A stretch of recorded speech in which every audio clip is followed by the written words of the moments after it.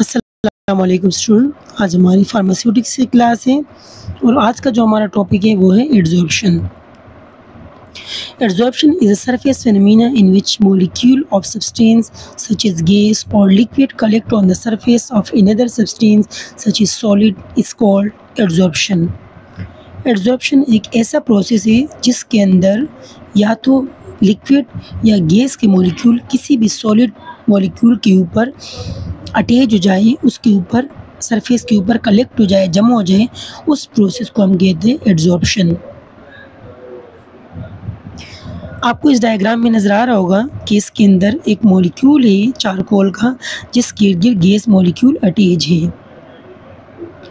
हमारे पास इसकी टाइप्स की बात करें तो दो टाइप्स है, एक है फिज़िकल और एक है केमिकल।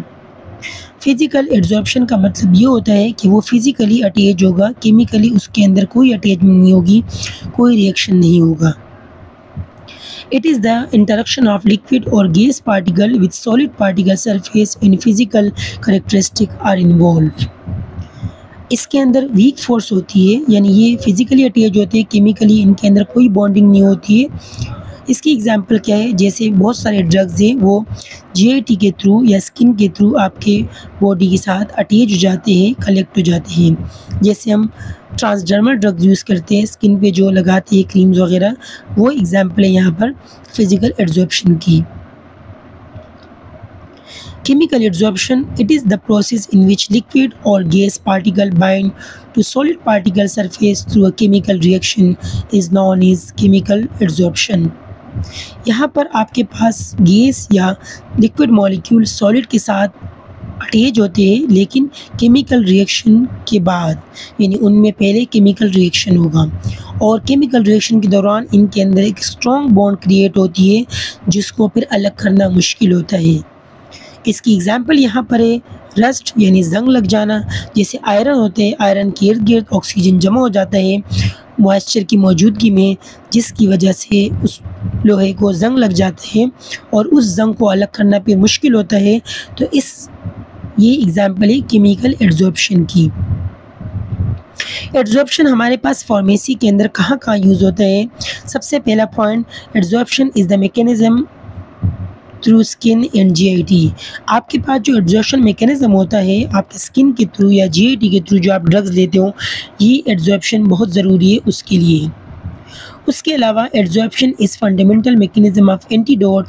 यहाँ मैं आपको एग्जांपल दूंगा कि कोई भी पेशेंट अगर जहर वगैरह खा लेते हैं तो उसका जहर रिमूव करने के लिए हम उसको एक्टिवेटेड चारकोल देते हैं। वो चारकोल क्या करते हैं, वो स्टमक के अंदर जाके तमाम जहर को, पॉइजनस को अपने अंदर एब्जॉर्ब कर लेते हैं, अपने सरफेस के ऊपर कलेक्ट कर लेते हैं और फिर हम या तो पेशेंट को उल्टी करवाते हैं या उसका गैस्ट्रिक लेवार्ज करवाते हैं, यानी उसका मैदा धुलवाते हैं।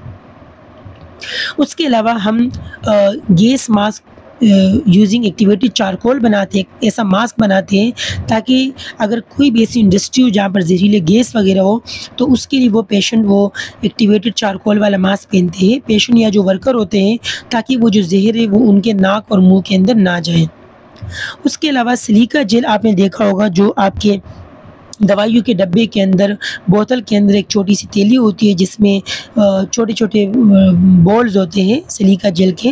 वो क्या करते हैं, वो मॉइस्चर को रिमूव करते हैं आपकी दवाइयों में से, ताकि आपकी दवाइयों के अंदर कहीं हाइड्रोलाइसिस ना हो जाए, आपकी दवाइयाँ पानी की वजह से ख़राब ना हो। इस वजह से वो पानी को अपने अंदर एब्जॉर्ब कर लेता है, कौन, सिलिका जेल। उसके बाद एड्सॉर्प्शन क्रोमेटोग्राफी एक ऐसा मेथड है जो हम यूज़ करते हैं पिगमेंट्स को अलग करने के लिए या हार्मोन्स को अलग करने के लिए। पिगमेंट्स यानी कलर्स। लास्ट है, it is main mechanism to compact with intestinal toxin. आपका जो इंटेस्टाइनल टॉक्सिन हो जाए, आपके आंतों के अंदर जहर वगैरह आ जाए, तो उसके लिए भी हम एड्सॉर्प्शन का प्रोसेस यूज़ करते हैं।